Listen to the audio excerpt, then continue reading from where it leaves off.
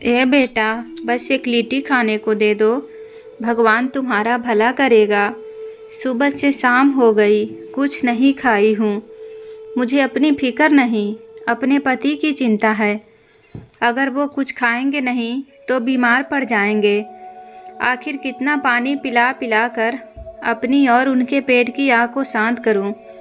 बस एक लिट्टी दे दो बेटा, भगवान तुम्हारी तिजोरी भर दे। इस बूढ़ी माई का आशीर्वाद ले लो। अपने चेहरे को मैले कुचैले आंचल से ढकती हुई एक बूढ़ी औरत हाथ फैलाते हुए दुकानदार से बोल रही थी और बार बार पीछे मुड़कर अपने पति को भी देख रही थी कि वो ठीक हैं कि नहीं। वहीं दूर पेड़ की छाया में वृद्ध व्यक्ति पसीने से लथपथ, मुंह सूखा हुआ, पेट पर हाथ सहलाते हुए मानो अपनी पेट की आग को कह रहे हो कि शांत हो जाओ, कुछ न कुछ मिल ही जाएगा। और कुछ नहीं मिला तो रात में वह सूखी रोटी और बासी सब्जी तो मिल ही जाएगी, जिसे खाना हमारी मजबूरी है। दुकानदार कैलाश उस बूढ़ी औरत को डांटते हुए बोला, अरे ओ बुढ़िया, हमने यहाँ लंगर नहीं खोल रखा है जो रोज रोज बिन बुलाए आ जाती हो। तुमसे कितनी बार कहा है, यहाँ जब ग्राहक हो तब खड़ी मत रहा करो, पर तुम हो कि रोज ही अपनी आदत बना ली हो। देखो तुम्हारे कपड़ों से कितनी दुर्गंध आ रही है। कितने ग्राहक तो तुम्हें देखकर ही लौट जाते हैं और मैं बार बार मना करता हूँ। क्या बात तुम्हारी समझ में नहीं आती है? और ये क्या, तुम्हारा पति वहाँ ठंडी हवा ले रहा है और भीख मांगने के लिए तुम्हें आगे कर दे रहा है। कैसा मर्द है वो। चलो जाओ यहाँ से। पता नहीं कहाँ कहाँ से आ जाते हैं। इनको लगता है लिट्टी यहाँ फ्री में बट रही है। कहते हुए उसने बूढ़ी ज्योति जी को आगे का रास्ता दिखाया और ज्योति जी अपनी आंखों में आंसू भरकर अपने पति की तरफ जाने लगी। तभी कैलाश के चाचा जी राम नारायण बाबू, जिनकी वो दुकान थी, अचानक से आए और कैलाश को डपटते हुए अपने नौकर रामू से बोले, रामू 2 लिट्टी और एक चाय इस बूढ़ी औरत को दे दो। क्या बेटा कैलाश, सुबह सुबह किसी भूखे को दुकान से लौटा रहे हो? जानते नहीं हो नर में ही नारायण बसते हैं और जाने भगवान किस रूप में हमारे पास आ जाते हैं। ये लो बहन जी, ये लिट्टी खा लो और चाय भी पी लो। बच्चा है, माफ़ कर दो। ज्योति जी अपने आंसू पोंछते हुए जैसे ही लिट्टी और चाय लेकर वहाँ से जाने लगी तो राम नारायण बाबू बोले, बहन जी यहीं पंखे की हवा में बैठकर खा लो, क्यों धूप में जा रही हो? ज्योति जी बोली, नहीं भाई साहब, मैं अकेली नहीं हूँ और अपने पति को भूखा रखकर मैं खुद कैसे खा सकती हूँ। जिसने दुख सुख में मेरा सदा साथ दिया, उसे वहाँ अकेले छोड़कर मैं ठंडी हवा में बैठकर खाऊंगी नहीं। नहीं नहीं, मुझे पाप लगेगा। मैं नरक जैसे जीवन को तो भोग ही रही हूँ, अब उस नरक में ही नहीं जाना चाहती। आपने मुझ बूढ़ी औरत की भूख को समझा। भगवान आपको खूब तरक्की दे। और ढेर सारा आशीर्वाद देकर ज्योति जी वहाँ से चली गई। उनके जाते ही राम नारायण बाबू बोले, लगता है किसी भले घर की औरत है, न जाने किन परिस्थितियों में उसे हाथ फैलाना पड़ रहा है। तभी कैलाश बोला, क्या चाचा जी, आप क्यों ही लोगों के मुंह लगते हैं? क्या उस बुढ़िया के आशीर्वाद से ही हमारा दुकान और घर चलता है? राम नारायण बाबू बोले, बेटा जरा सा दे देने से हमारा कुछ नहीं जाता, पर वो इतना आशीर्वाद देकर जो गई है, यह क्या कम है? पता नहीं किसका आशीर्वाद कब लग जाए और कितने ही ग्राहक ऐसे आते हैं जो एक लिट्टी खाते हैं और दूसरा जूठा छोड़कर ऐसे ही आगे बढ़ जाते हैं। कैलाश चिढ़ कर बोला, चाचा जी अगर ऐसा ही चलता रहा और हम आशीर्वाद लेकर चीज़ों को देने लगे तो एक दिन दुकान पर ताला लग जाएगा। बुरा मत मानिएगा, एक बात कहूँगा, मुझे लगता है आपको जल्दी ही रिटायरमेंट लेना पड़ेगा। वो कहते हुए हंसने लगा तो बोले, ऐसा नहीं कहते बेटा, एक दिन तुम्हें मेरी बात समझ में आएगी। किसी का आशीर्वाद कभी खाली नहीं जाता। इंसान एक हाथ करता है तभी तो दूसरा हाथ आगे चलकर उसकी मदद के लिए बढ़ता है। कैलाश उनकी बातों से सहमत नहीं हुआ और बड़बड़ाता हुआ वहाँ से चला गया। अचानक राम नारायण बाबू की नज़र ज्योति जी पर पड़ी। जो अपने भूखे पति को लिट्टी देते हुए उनके दुकान की तरफ इशारा करते हुए मुस्कुरा रही थी। और उतनी सी चाय में दोनों ने अपना मुंह मीठा किया और एक दूसरे के कंधे पर सर रखकर दिन गुजारने का इंतज़ार करने लगे। पर क्यों, ये कोई नहीं जानता था। रामनारायण बाबू की कोलकाता के बड़े बाज़ार में खूब बड़ी स्नैक्स और मिठाई की बड़ी सी दुकान थी, जहाँ पहले उनके पिताजी छोटे से दुकान लगाया करते थे। फिर वहाँ वो और उनके भाई उनकी जिम्मेवारियों में हाथ बटाने लगे। जब कैलाश छोटा था तभी रामनारायण बाबू के बड़े भाई की मृत्यु हो गई और वो उनके परिवार को भी अपने परिवार जैसा संभालने लगे। उन्हें याद है, वो अक्सर अपने पिताजी को देखा करते थे कि जो भी मांगने वाला आता था, उनके भाई और पिताजी कभी उन्हें खाली हाथ नहीं लौटाते थे। आज जो कैलाश उनसे कह रहा है, कभी वो भी अपने पिता से ऐसे ही सवाल जवाब किया करते थे और पिताजी समझाते, बेटा अच्छे कर्म का फल हमेशा ही अच्छा होता है। इतना याद रखना, आज हम जो भी कर रहे हैं वो हमारे बच्चे भी देख रहे हैं और कल को वो भी अच्छा कर्म ही सीखेंगे। हाँ, वो बात अलग है कि हाथ की पांचों उंगलियां एक जैसी नहीं होती है, पर एक अगर खराब हुई तो क्या हुआ, दूसरी तो अच्छी होगी। इतना विश्वास भगवान पर और अपनी परवरिश पर ज़रूर रखना चाहिए। और यही नतीजा है कि आज दुकान भी अच्छे से चल रही है और पूरा परिवार एक दूसरे के साथ मिलजुल कर रह रहा है। दोपहर होते होते रामनारायण बाबू ने कैलाश को घर भेज दिया, ये कहकर कि 1-2 घंटे आराम करके आना, तब तक मैं दुकान संभालता हूँ। फिर शाम होने को आई तो रामनारायण बाबू कैलाश से बोले, बेटा कैलाश, अब मैं घर जाता हूँ, तुम्हारी चाची इंतज़ार कर रही होगी। तुम तो जानते हो, जब तक मैं नहीं जाऊँगा वो चाय भी नहीं पिएगी। इतना कहकर वो तिजोरी की चाबी कैलाश को पकड़ाकर निकल लिए थे। अचानक से उनकी नज़र ज्योति जी और उनके बूढ़े पति पर पड़ी। दोनों वहीं सरकारी नल के पास अपना हाथ मुँह धोकर अपने कपड़े को ठीक करके निकल रहे थे। रामनारायण बाबू को देखकर ज्योति जी हाथ जोड़कर उनका शुक्रिया अदा की और अपने पति की तरफ मुखातिब करते हुए बोली, ये मेरे पति राम सेवक बाबू हैं। आज आपने हम पर भारी कृपा की, बहुत बहुत धन्यवाद। रामनारायण बाबू बोले, मैं पिछले कई महीनों से आपको यहाँ देख रहा हूँ। आप इस शहर के नहीं लगते हैं। आप हैं कहाँ के? और पूरा दिन यहाँ गुजारने के बाद आप कहाँ जा रहे हैं? क्या आपका कोई रिश्तेदारी शहर में रहता है या फिर आपने कहीं और ठिकाना बनाया है? ज्योति जी की आंखें झरझर बहने लगी।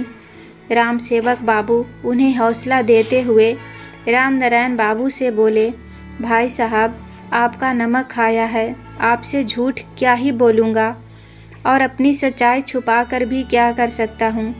मेरे दो बेटे हैं।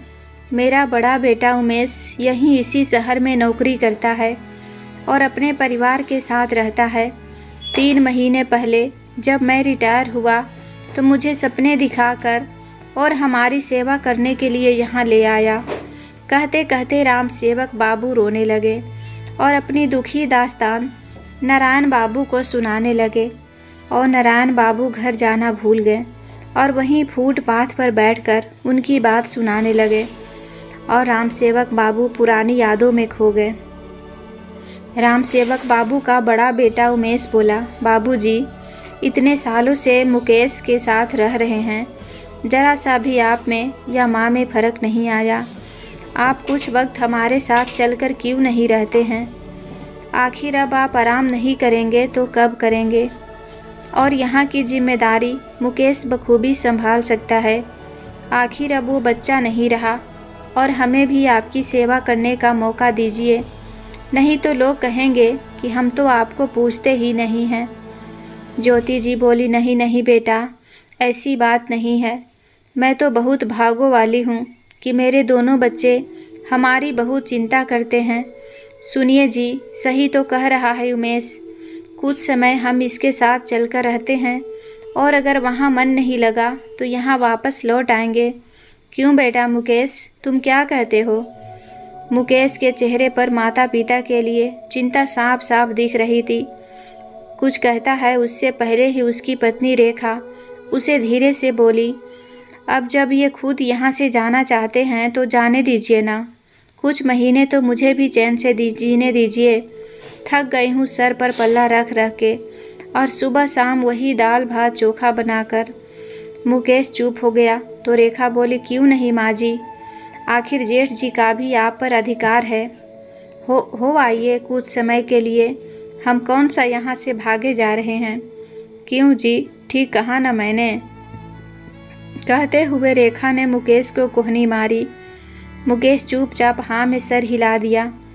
2 दिन बाद उमेश माता पिता को लेकर कलकत्ता पहुंचा।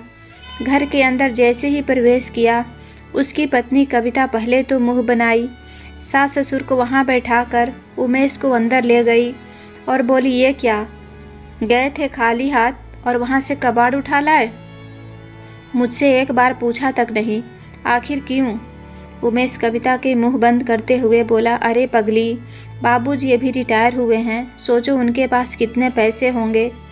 वैसे भी घर खर्च तो मुकेश ही संभालता है। पहले से ही उनके बैंक में न जाने कितना बैलेंस जमा हो चुका होगा। ये सिर्फ मेरे अम्मा बाबूजी नहीं, बल्कि सोने के अंडे देने वाले मुर्गी हैं।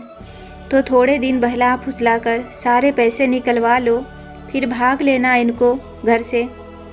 बस ये इन्हें पता नहीं चलना चाहिए कि इन सब में मैं भी शामिल हूँ। इतना कहकर दोनों हंसने लगे। धीरे धीरे समय बीतने लगा।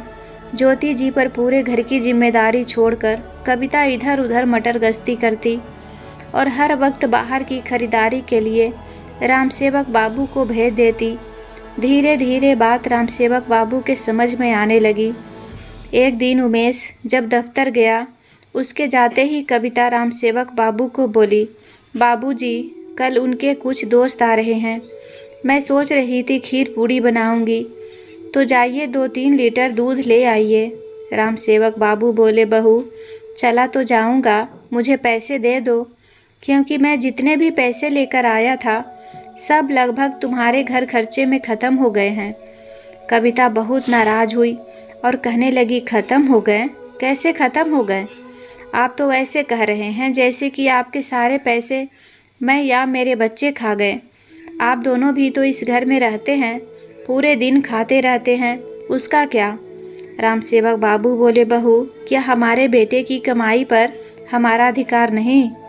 अरे मेरे पास जितने पैसे थे वो मैंने निसंकोच तुम लोगों पर खर्च कर दिया, और अब अगर पैसे नहीं हैं तो तुम हमारी रोटियां गिनोगी। बहुत देर दोनों में बहस चली। उन दोनों की बहस सुनकर ज्योति जी जूठे बर्तनों को धोना छोड़कर सामने आई और दोनों को चुप कराने लगी। तभी गुस्से में अनीता ने उन्हें जोर से धक्का दिया और बोली, बुढ़िया, तेरी इतनी हिम्मत कि मुझे चुप होने को बोलेगी? ज्योति जी गिरने ही वाली थी कि रामसेवक बाबू ने उन्हें संभाल लिया और बोले, बहू, ये क्या कर रही हो? भूलो मत, ये हमारे बेटे का भी घर है। कविता बोली, ठीक है, बेटे का घर है ना, तो जब बेटा घर में रहे तभी तुम दोनों घर के अंदर आना, दफा हो मेरे घर से। इतना कहकर कविता ने उनको धक्के मारकर बिना चप्पल के घर से बाहर निकाल दिया और घर का दरवाज़ा उनके मुंह पर बंद कर दिया। जब ज्योति खिड़की के पास आकर रोने लगी और कहने लगी, बहू, इनकी गलती के लिए मैं माफ़ी मांगती हूँ, ऐसा मत करो। इस भरी दोपहरी में हम कहाँ जाएंगे? सुबह से एक चाय तक नहीं मिली है और तुमने हमें घर से निकाल दिया। ऐसा अन्याय मत करो बहू। कविता ने ज्योति जी के मुंह पर थूकते हुए बोली, चल हट बुढ़िया, तू भीख मांग रही है और वो तेरा बूढ़ा हुआ कर दिखाता है। जाओ, अब सुबह से शाम तक तुम दोनों बाहर रहोगे। भीख मांग कर खाओ या रेल के पटरी के नीचे आकर मर जाओ, मुझे इससे कोई मतलब नहीं है। पर खबरदार, जो बेटे के आने के पहले घर के अंदर आए तो जब वो आए तभी घर के अंदर कदम रखना, वरना दोनों की टांगें तोड़ दूंगी। इतना कहते हुए खिड़की भी बंद कर दिया।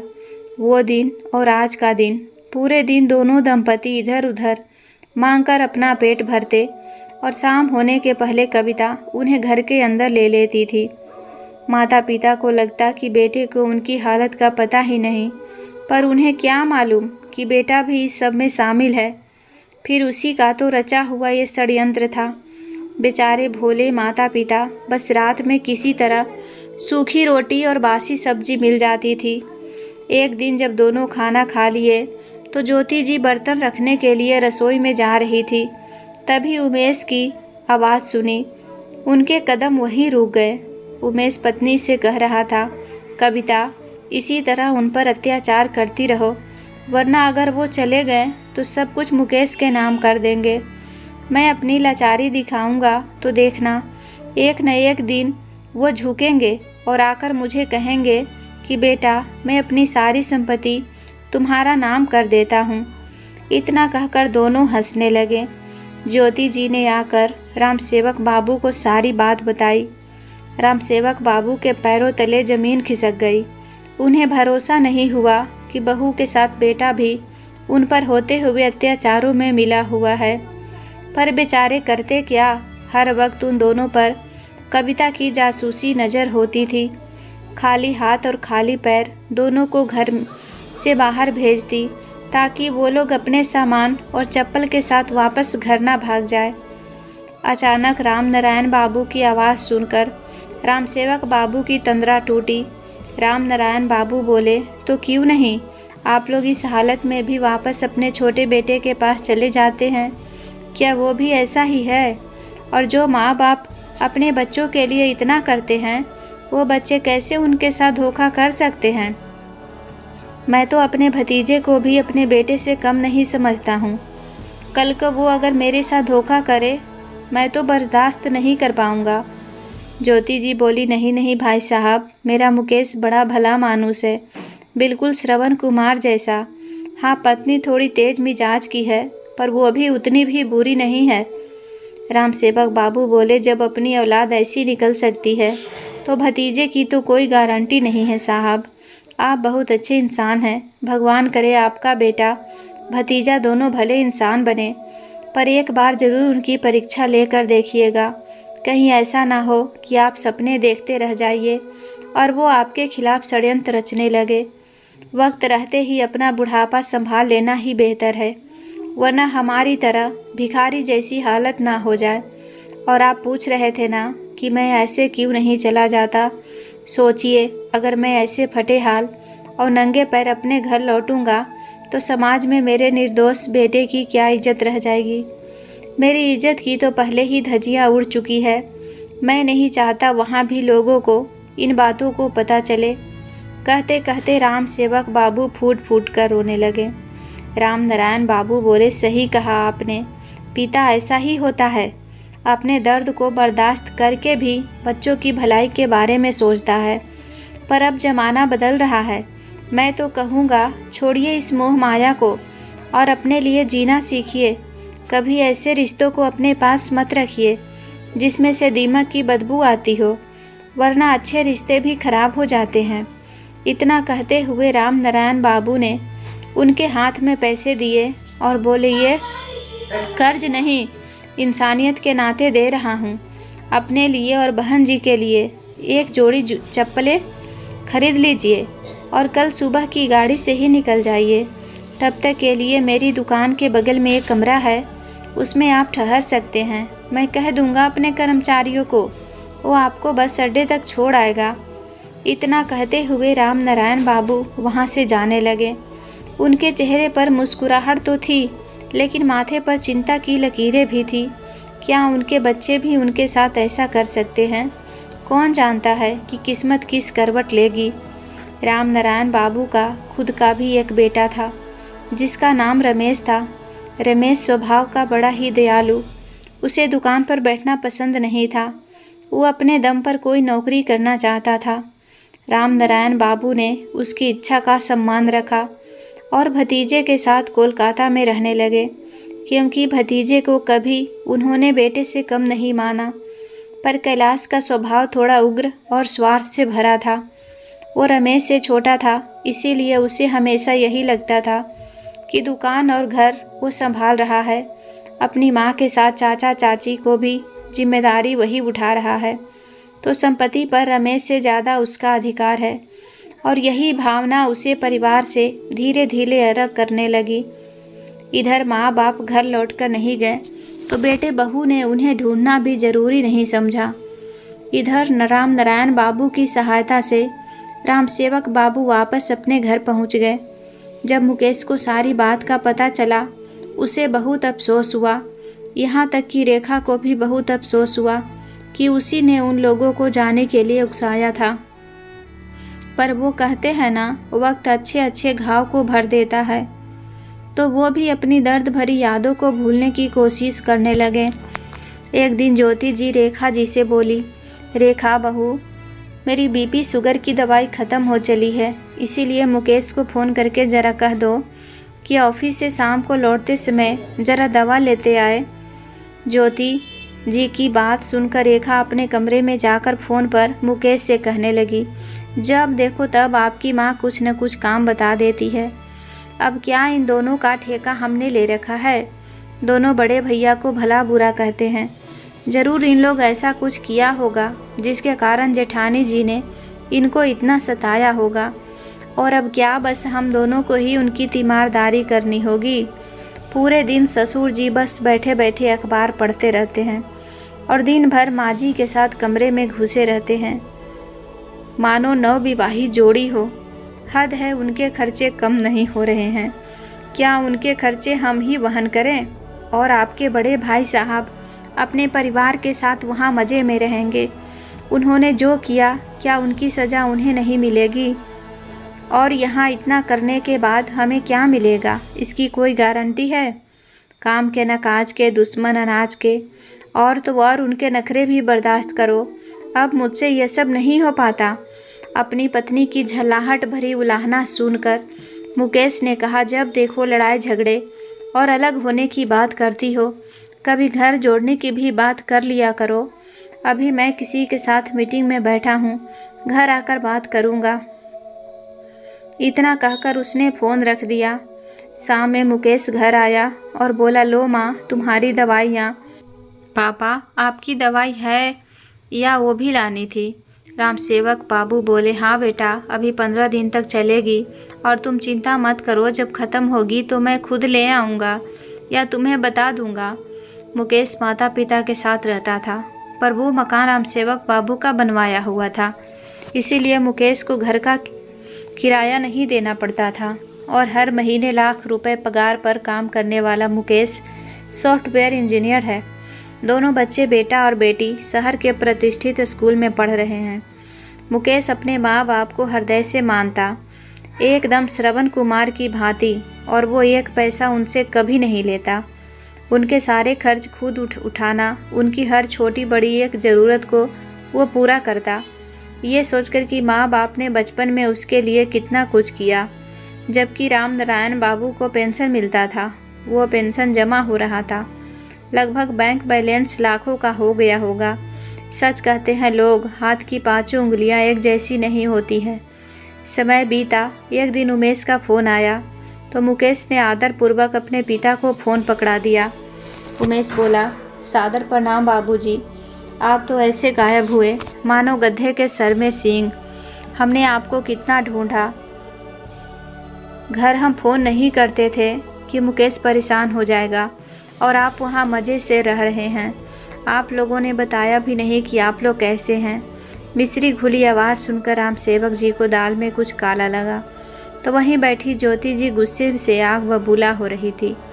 पर राम सेवक बाबू ने धैर्य से काम लिया और बेटे की मिश्री धुली आवाज़ सुनकर बोले, हाँ बेटा बोलो, कैसे आज बूढ़े माँ बाप को याद किया? और ढूंढने से तो भगवान भी मिल जाते हैं। हम तो हाड़ मांस के बूढ़े माँ बाप हैं, तुम्हें कैसे नहीं मिले? खैर छोड़ो इन बातों को, ये बताओ कैसे याद किया? वहीं बैठी ज्योति जी बड़बड़ाने लगी, याद किया? अरे जब तक उसे ज़रूरत नहीं होगी वो हमें क्यों याद करेगा? वो इतना लोभी है कि बिना स्वार्थ के किसी को फ़ोन नहीं करेगा। ज़रूर आपसे कोई न कोई काम होगा।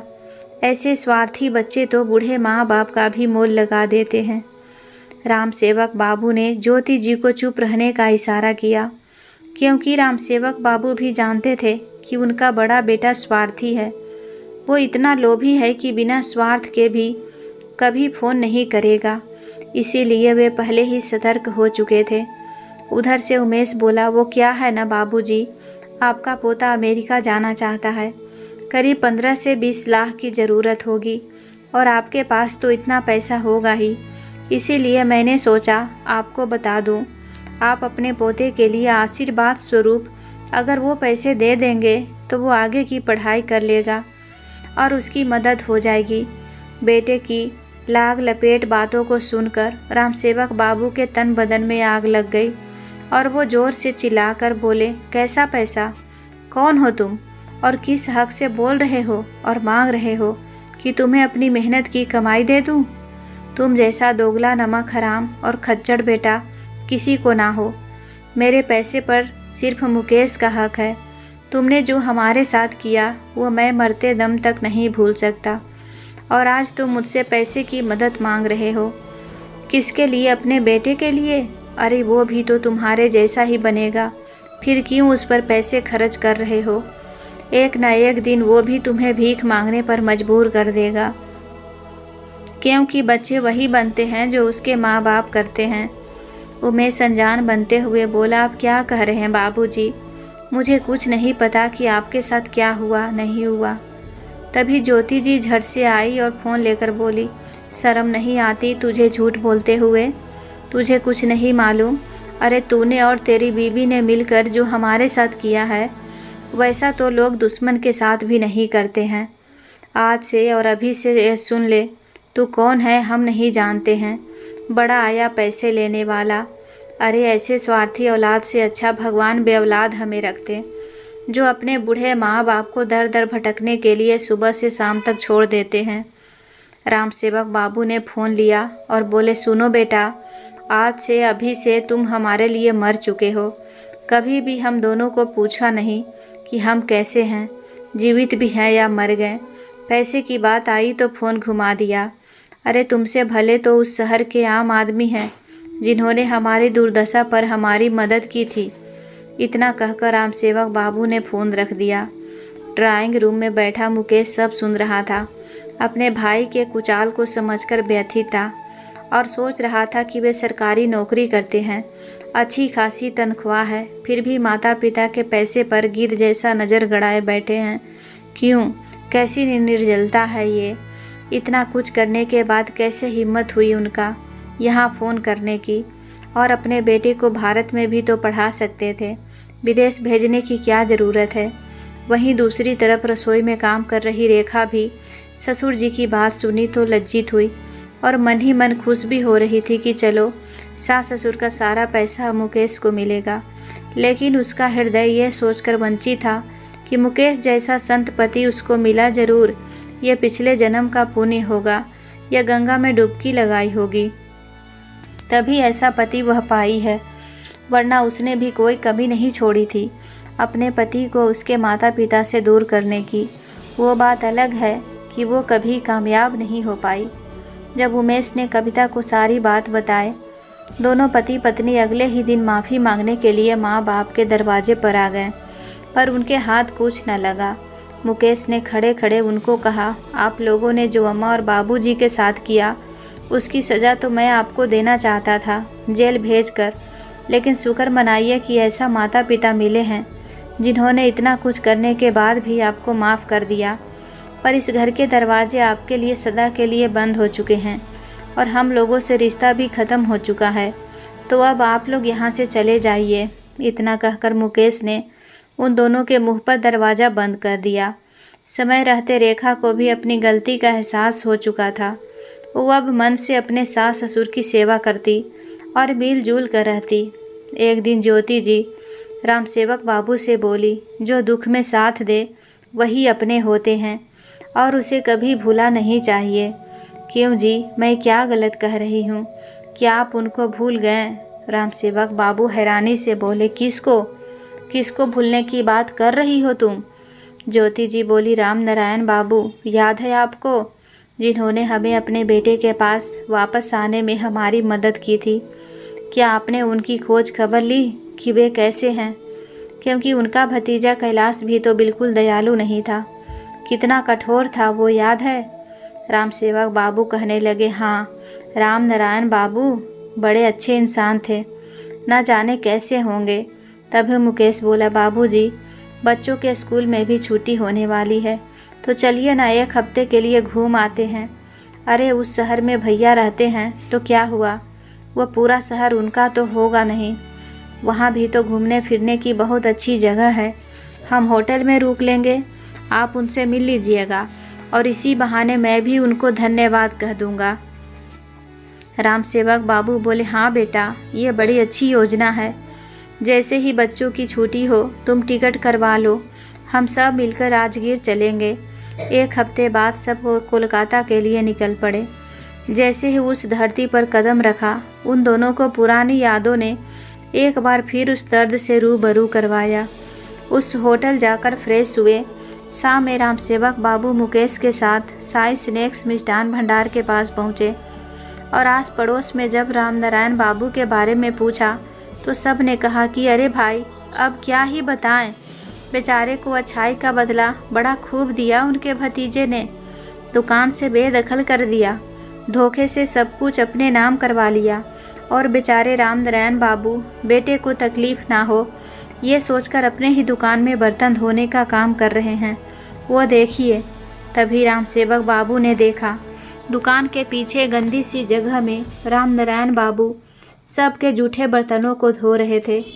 और जब सारा काम खत्म हो गया तो एक लिट्टी के लिए उन्हें कितनी मिन्नतें करनी पड़ रही थी। और वहीं कठोर भतीजा जूठी प्लेट से लिट्टी उठाते हुए उनके हाथों में पकड़ा दिया और बोला, अब चुपचाप पीछे जाकर खा लो, वरना यह भी नहीं मिलेगा और रात में घर भी नहीं जा पाओगे।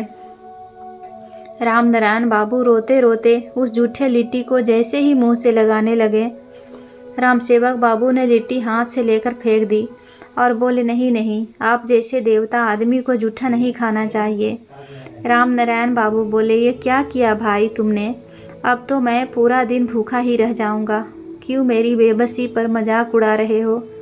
मैं कोई देवता नहीं, और कौन हो तुम? राम सेवक बाबू आगे बढ़कर नारायण बाबू को गले से लगा लिए और बोले, राम नारायण बाबू, आप भूल गए मुझे, पर मैं नहीं भूला हूँ। याद है आप कैसे मेरी भूखी प्यासी पत्नी को लिट्टी और चाय देते थे और हमें अपने घर वापस जाने में मदद की थी? याद आया? अचानक से राम नारायण बाबू को सब याद आया और वो फूट फूट कर रोने लगे और कहने लगे, सही कहा था भाई राम सेवक, तुमने कि हाथ की 5 उंगलियां एक जैसी नहीं होती है। मैंने तो अपने भतीजे को अपने बेटे जैसा प्यार दिया, पर उसने दुर्योधन बनने में कोई कमी नहीं छोड़ी और मेरे ही पीठ में खंजर भोंक दिया। पर क्या करूं, बेटे की ज़िंदगी बर्बाद नहीं करना चाहता था, इसीलिए चुपचाप दर्द सहता रहा और इसी दर्द में मेरी पत्नी भी चल बसी। अब मैं अकेला अपनी ही दुकान में नौकरों जैसा काम कर रहा हूँ और सबकी नज़रों का हर रोज़ सामना कर रहा हूँ। कहते कहते वो रोने लगे। मुकेश और राम सेवक बाबू ने उन्हें सहारा दिया और अपने साथ होटल ले गए। पहले उन्हें अच्छे से नहलाया धुलाया, फिर खाना खिलाया और फिर अपना एक जोड़ी कपड़ा भी पहनने को दिया। फिर उस शहर में मुकेश का एक मित्र जो पैसे से वकील था, मुकेश ने राम नारायण बाबू को उनसे मिलवाया तो उन्होंने अपनी पूरी आप बीती बताई। राम नारायण बाबू इतनी प्रतिष्ठित आदमी थे कि शहर का हर पुराना आदमी उन्हें जानता था। कुछ ही दिनों में वो राम सेवक बाबू के साथ राजगीर चले गए और इधर कैलाश को नोटिस मिला और उस पर केस हुआ। पुराने लोगों ने गवाही दी तो हार कर कैलाश को वो दुकान और घर राम नारायण बाबू को वापस करना ही पड़ा। राम नारायण बाबू और राम सेवक बाबू एक शाम अपना अपना दुख बांट रहे थे तो राम सेवक बाबू बोले, अब मुझे लगता है अपनी जिम्मेदारी बच्चों पर सौंप कर हमें एक नई ज़िंदगी शुरू करनी चाहिए। आप क्या कहते हैं? राम नारायण बाबू उनका इशारा समझ गए और बोले, सही कहा आपने, हमें ऐसा कदम उठाना होगा ताकि आने वाली पीढ़ियों को भी सबक मिल सके और हम जैसे बुजुर्गों को भी मिले, सीख मिले, ताकि कोई दोबारा मेरी जैसी गलती ना कर सके। फिर ज्योति जी ने भी उनके फैसले पर अपनी सहमति जताई। 2 दिनों बाद रामसेवक बाबू ने अपना घर, अपने आधे पैसे बेटे मुकेश के नाम कर दिया और वृद्धा आश्रम जाने लगे। बेटा बहुत रोकने लगा पर वो माने नहीं। फिर रेखा भी रोते हुए अपने गुनाहों को कबूल की तो ज्योति जी ने कहा, गलती से ही इंसान सीखता है बहू। तुमने अपनी गलती मानी, इससे ज़्यादा और क्या चाहिए।